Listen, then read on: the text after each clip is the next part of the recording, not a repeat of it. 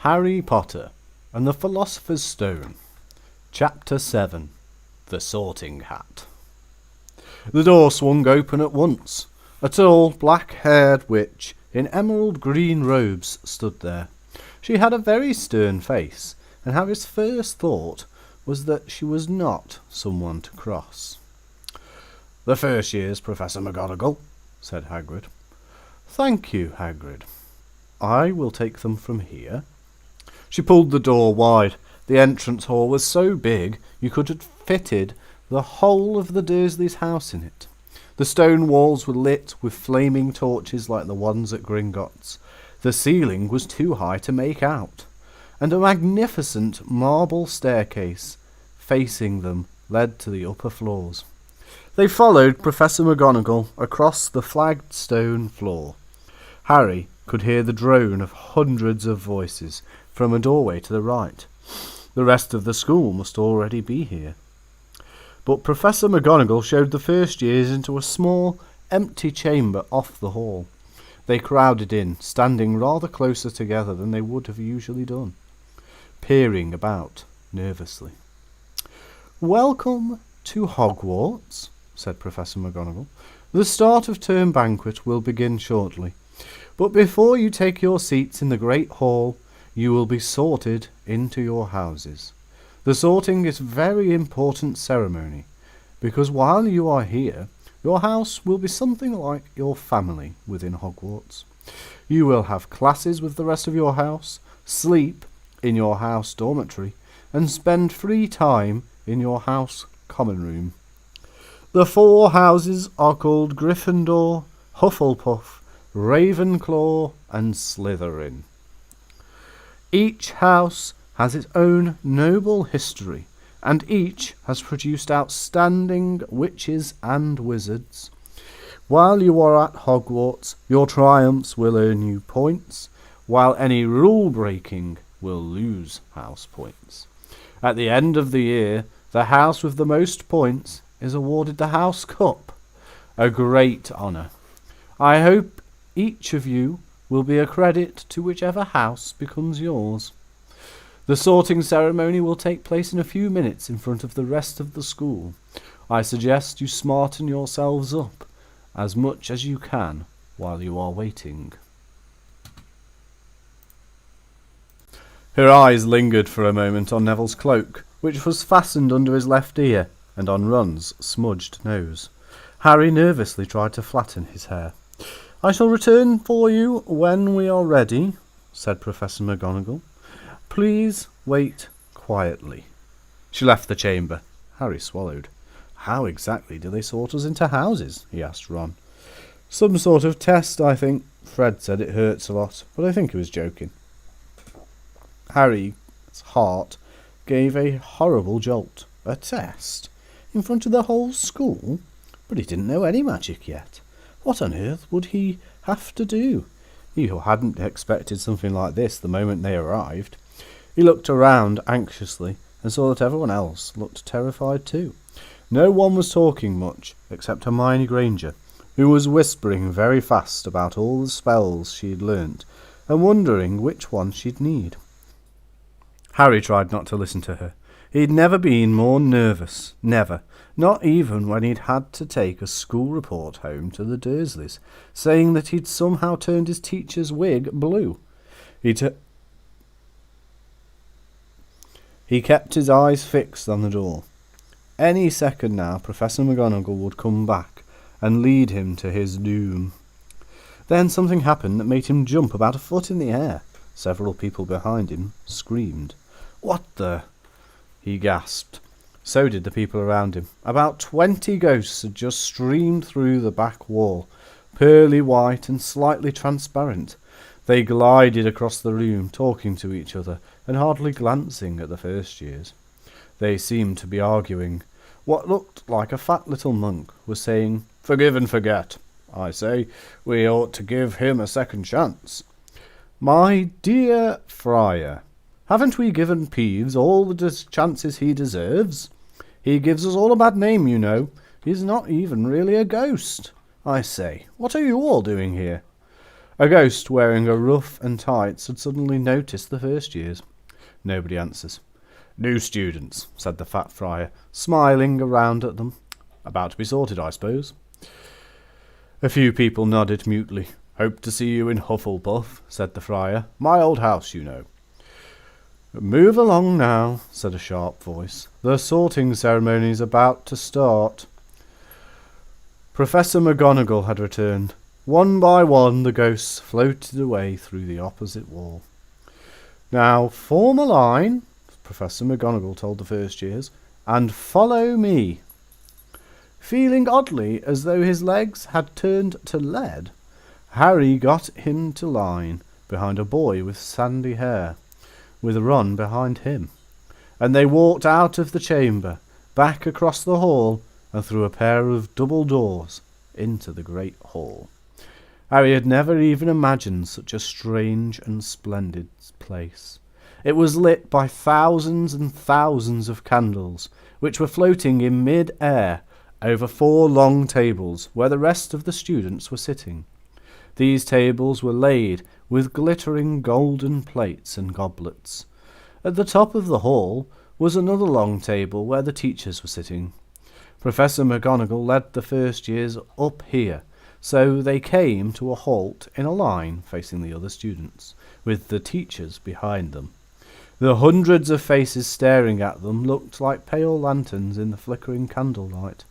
Dotted here and there among the students, the ghosts shone like misty silver. Mainly to avoid all the staring eyes, Harry looked upwards and saw a velvety black ceiling dotted with stars. He heard Hermione whisper, It's bewitched to look like the sky outside. I read it in Hogwarts history. It's hard to believe that there's a ceiling there at all, and the great hall simply didn't open to the heavens. Harry quickly looked down again as Professor McGonagall silently placed a 4-legged stool in front of the first years. On top of the stool she put a pointed wizard's hat. This hat was patched and frayed, and extremely dirty. Aunt Petunia wouldn't have let it in the house. Maybe they had to try and get a rabbit out of it, Harry thought wildly. That seemed the sort of thing. Noticing that people in the hall were now staring at the hat, he stared at it too. For a few seconds there was complete silence. Then the hat twitched. A rip near the brim opened wide like a smile, and the hat began to sing. Oh, you may not think I'm pretty, but don't judge on what you see. I'll eat myself, if you can find a smarter hat than me. You can keep your bowlers black, your top hat sleek and tall, for I'm the Hogwarts sorting hat, and I can cap them all. There's nothing hidden in your head the sorting hat can't see, so try me on, and I will tell you where you ought to be. You might belong to Gryffindor, where dwell the brave at heart. Their daring nerve and chivalry set Gryffindors apart. You might belong in Hufflepuff, where they are just and loyal. Those patient Hufflepuffs are true and unafraid of toil. Or yet in wise old Ravenclaw, if you've a ready mind, where those of wit and learning will always find their kind. Or perhaps in Slytherin, you'll make your real friends. Those cunning folk use any means to achieve their ends. So put me on. Don't be afraid, don't get in a flap. You're in safe hands, though I have none, for I'm a thinking cap. The whole hall burst into applause as the hat finished its song.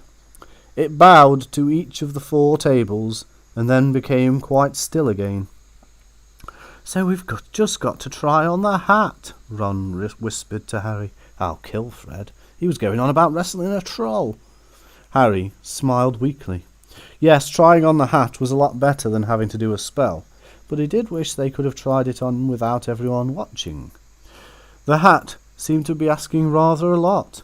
Harry didn't feel brave or quick-witted or any of it at the moment. If only the hat had mentioned a house for people who felt a bit queasy, that would have been the one for him. Professor McGonagall now stepped forward holding a long roll of parchment. When I call your name, you will be put on the hat and sit on the stool to be sorted, she said. Abbot, Hannah. A pink-faced girl with blonde pigtails stumbled out of line, put on the hat, which fell right down over her eyes, and sat down. A moment's pause. "Hufflepuff!" shouted the hat. The table on the right cheered and clapped as Hannah went to sit down at the Hufflepuff table. Harry saw the ghost of the fat friar waving merrily at her. "Bones, Susan?" "Hufflepuff!" shouted the hat again, and Susan scuttled off to sit next to Hannah. "Boot, Terry, Ravenclaw." The table, second to the left, clapped this time. Several Ravenclaws stood up to shake hands with Terry as he joined them.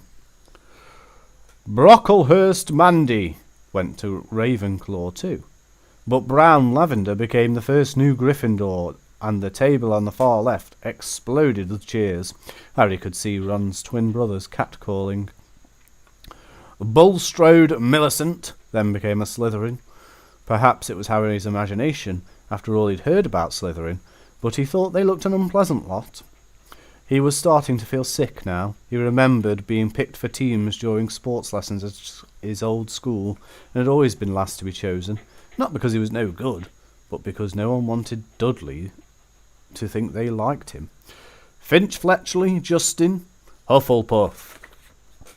Sometimes Harry noticed the hat shouted out the house at once, but others it took a little while to decide. Finnegan Seamus, the sandy-haired boy next to Harry in the line, sat on the stool for almost a whole minute before the hat declared him a Gryffindor. Granger Hermione. Hermione almost ran to the stool and jammed the hat eagerly on her head. Gryffindor, shouted the hat. Ron groaned. A horrible thought struck Harry, as horrible thoughts always do when you're nervous. What if he wasn't chosen at all? What if he just sat there, with the hat over his eyes for ages, until Professor McGonagall jerked it off his head and said there had obviously been a mistake, and he'd better get back on the train? When Neville Longbottom, the boy who kept losing his toad, was called, he fell over on his way to the stool. The hat took a long time to decide with Neville. When it finally shouted Gryffindor, Neville ran off still wearing it, and had to jog back amid gales of laughter to give it to McDougal Morag. Malfoy swaggered forward with his name called, and got his wish at once. The hat had barely touched its head when it screamed Slytherin. Malfoy went to join his friends Crabbe and Goyle, looking pleased with himself. There weren't many people left now. Moon, Knott, Parkinson, then a pair of twin girls, Patil and Patil, then Perks, Sally Ann, and then, at last, Potter, Harry. As Harry stepped forward, whispers broke out like hissing fires all over the hall. Potter, did she say? The Harry Potter? The last thing Harry saw, before the hat dropped over his eyes, was a hall full of people craning to get a look at him. Next second he was looking at the back of the old hat. He waited. Said a small voice in his ear. Difficult. Very difficult. Plenty of courage, I see. Not a bad mind, either. There's talent. Oh, my goodness, yes. And a nice thirst to prove yourself. Now, that's interesting. So where shall I put you? Harry gripped the edges of his stool and thought, not Slytherin. Not Slytherin. Not Slytherin, eh? Said the small voice. Are you sure? You could be great, you know. It's all here in your head, and Slytherin will help you on the way to greatness. No doubt about that. No? Well, if you're sure, better be Gryffindor! Harry heard the hat shout the last word to the whole hall. He took off the hat and walked shakily towards the Gryffindor table. He was so relieved that he had been chosen and not put in Slytherin, he hardly noticed that he was getting the loudest cheer yet. Percy, the prefect, got up and shook his hand vigorously, while the Weasley twins yelled, "We got Potter! We got Potter!" Harry sat down opposite the ghost in the ruff he'd seen earlier. The ghost patted his arm, giving Harry the sudden, horrible feeling that he'd just been plunged into a bucket of ice water. He could see the high table properly now. At the end nearest him sat Hagrid, who caught his eye and gave him the thumbs up. Harry grinned back. and there in the centre of the high table, in a large gold chair, sat Albus Dumbledore. Harry recognised him at once from the card he'd got from the chocolate frog on the train. Dumbledore's silver hair was the only thing in the whole hall that shone as brightly as the ghost's.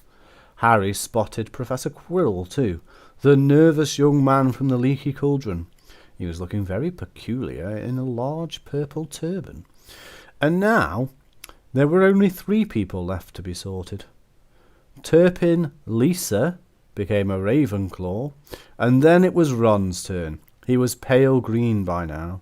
Harry crossed his fingers under the table, and a second later the hat shouted, "Gryffindor!"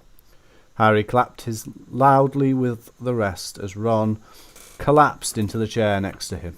"Well done, Ron. Excellent," said Percy pompously across Harry as Zabini Blaze was made a Slytherin. Professor McGonagall rolled up her scroll and took the sorting hat away. Harry looked down at his empty gold plate. He'd only just realised how hungry he was. The pumpkin pasties seemed ages ago. Albus Dumbledore got to his feet. He was beaming at the students, his arms wide, as if nothing could have pleased him more than to see them all there. "Welcome," he said. "Welcome to a new year at Hogwarts. Before we begin our banquet, I would like to say a few words, and here they are. Nitwit, Blubber, Oddment, Tweak. Thank you." He sat back down, and everybody clapped and cheered. Harry didn't know whether to laugh or not. Is he a bit mad?" he asked Percy uncertainly. "Mad," said Percy airily. "He's a genius. Best wizard in the world. He is a bit mad, yes. Potatoes, Harry?" Harry's mouth fell open. The dishes in front of him were now piled with food. He'd never seen so many things he liked to eat on one table. Roast beef, roast chicken, pork chops and lamb chops, sausages, bacon and steak, boiled potatoes, roast potatoes, chips, Yorkshire pudding, peas, carrots, gravy, ketchup, and for some strange reason, mint humbugs. The Dursleys had never exactly starved Harry, but he'd never been allowed to eat as much as he liked. Dudley had always taken anything that Harry really wanted, even if it made him sick. Harry piled his plate with a bit of everything except the humbugs and began to eat. It was all delicious. "That does look good," said the ghost in the rough, sadly watching Harry cut up his steak. "Can't you?" "I haven't eaten for nearly 500 years, said the ghost. "I don't need to, of course, but one does miss it. I don't think I introduced myself. Sir Nicholas de Mimsy Porpington, at your service, resident ghost of Gryffindor Tower." "I know who you are," said Ron suddenly. "My brother's told me about you. You're nearly Headless Nick." "I would prefer to call me Sir Nicholas de Mimsy," the ghost began stiffly, but sandy-haired Seamus Finnegan interrupted. "Nearly headless? How can you be nearly headless?" Sir Nicholas looked extremely miffed, as if their little chat wasn't going his way at all. "Like this," he said irritably. He seized his left ear and pulled. His whole head swung off his neck and fell onto his shoulder, as if it was on a hinge. Somebody had obviously tried to behead him, but not done it properly. Looking pleased at the stunned looks on their faces, Nearly Headless Nick flipped his head back on and hit his neck, coughed, and said, "So, new Gryffindors. I hope you're going to help us win the house championship this year. Gryffindor have never gone so long without winning. Slytherin have got the cup 6 years in a row. The bloody Baron's becoming almost unbearable." He's the Slytherin ghost. Harry looked over at the Slytherin table and saw a horrible ghost sitting there with blank staring eyes, a gaunt face and robes stained with silver blood.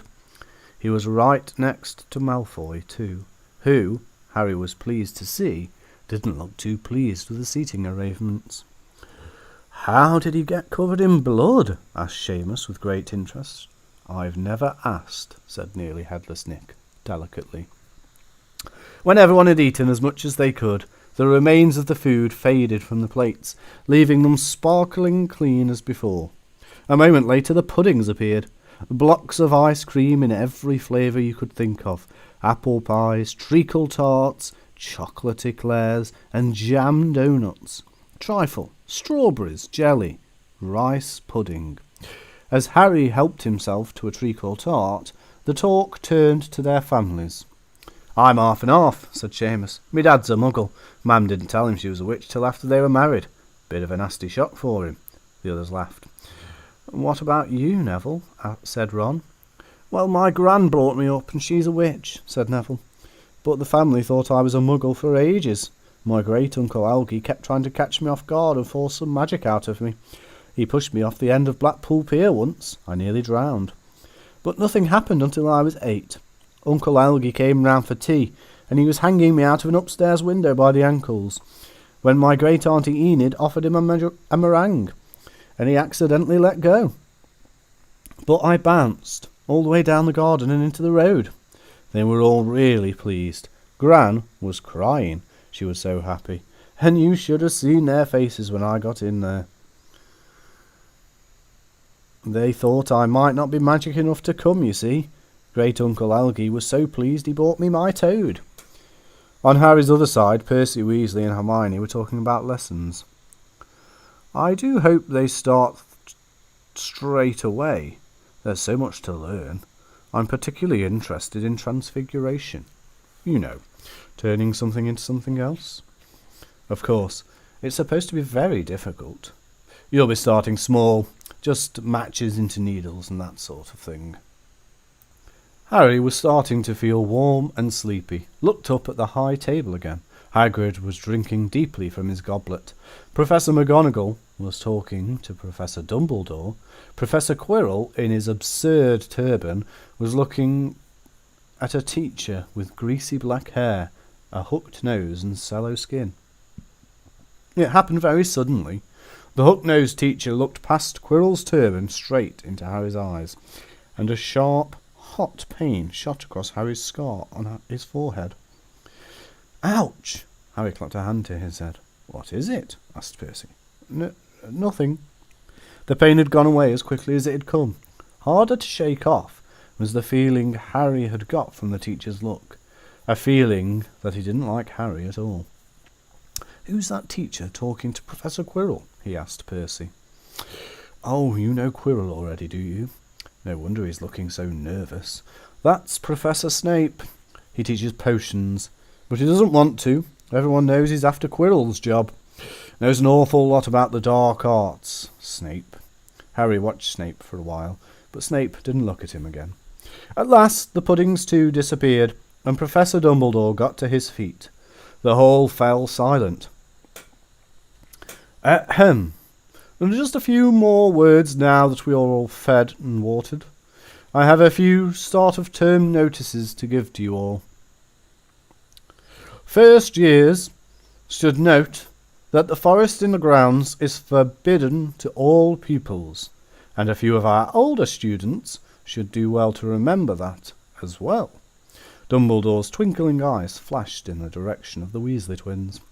"I have also been asked by Mr. Filch, the caretaker, to remind you that no magic should be used between classes in the corridors. Quidditch trials will be held in the second week of term. Anybody interested in playing for their house teams should contact Madam Hooch.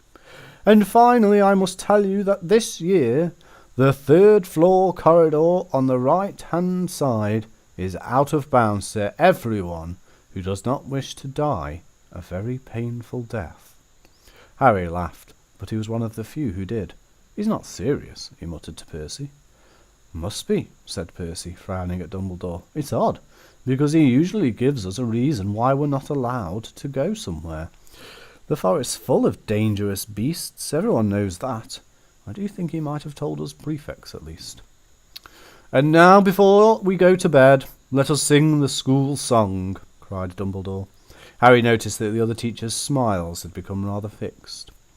Dumbledore gave his wand a little flick, as if he was trying to get a fly off the end, and a long golden ribbon flew out the end of it, which rose high above the tables and twisted itself snake-like into words. "Everyone pick their favourite tune," said Dumbledore, "and off we go." The school bellowed, "Hogwarts, Hogwarts, Hoggy-Warty Hogwarts, teach us something, please. Whether we be old and bald, or young with scabby knees, our heads could do with filling with some interesting stuff. For now they're bare and full of air, dead flies and bits of fluff. So teach us things worth knowing, bring back what we've forgot. Just do your best, we'll do the rest, and learn until all our brains all rot." Everybody finished the song at different times. At last, only the Weasley twins were left singing along to a very slow funeral march. Dumbledore conducted their last few lines with his wand, and when they had finished, he was one of those who clapped the loudest. "Ah, music," he said, wiping his eyes. "A magic beyond all we do here. And now, bedtime. Off you trot." The Gryffindor first years followed Percy through the chattering crowds, out of the great hall, and up the marble staircase. Harry's legs were like lead again, but only because he was so tired and full of food. He was too sleepy even to be surprised that the people in the portraits along the corridors whispered and pointed as they passed, or that twice Percy led them through doorways hidden behind sliding panels and hanging tapestries. They climbed more staircases, yawning and dragging their feet, and Harry was just wondering how much further they had to go when they came to a sudden halt. A bundle of walking sticks was floating in mid-air ahead of them, and as Percy took a step towards them, they started throwing themselves at him. "Peeves!" Percy whispered to the first years. "Peeves," Percy whispered to the first years. "A poltergeist." He raised his voice. "Peeves, show yourself." A loud, rude sound, like the air being let out of a balloon, answered. "Do you want me to go and get the bloody Baron?" There was a pop, and a little man with wicked dark eyes and a wide mouth appeared, floating cross-legged in the air, clutching the walking sticks. "Oh," he said with an evil cackle. "Ickle thirsties, what fun." He swooped suddenly at them. They all ducked. "Go away, Peeves, or the Baron'll hear about this. I mean it," barked Percy. Peeves stuck out his tongue and vanished, dropping the walking sticks on Neville's head. They heard him zooming away, rattling coats of armour as he passed. "You want to watch out for Peeves," said Percy as they set off again. "The bloody Baron's the only one who can control him. He won't listen to us prefects. Here we are." At the very end of the corridor, a portrait hung of a very fat woman in a pink silk dress. "Password," she said. "Caput Draconis," said Percy, and the portrait swung forward to reveal a round hole in the wall. They all scrambled through it. Neville needed a leg up, and found themselves in the Gryffindor common room, a cosy, round room full of squishy armchairs. Percy directed the girls through one door to their dormitory, and the boys through another. At the top of the spiral staircase, they were obviously in one of the towers. They found their beds at last. 5 four-poster beds hung with deep red velvet curtains.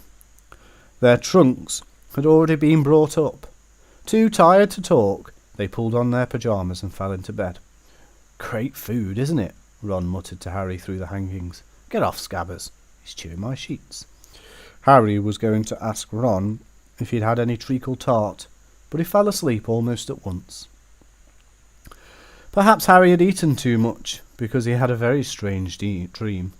He was wearing Professor Quirrell's turban, which kept talking to him, telling him he must transfer to Slytherin at once, because it was his destiny. Harry told the turban he didn't want to be in Slytherin. It got heavier and heavier. He tried to pull it off, but it tightened painfully. And there was Malfoy, laughing as he struggled with it. Then Malfoy turned into the hook-nosed teacher Snape, whose laugh became high and cold. There was a burst of green light, and Harry woke, sweating and shaking. He rolled over and fell asleep again, and when he woke up next day, he didn't remember the dream at all.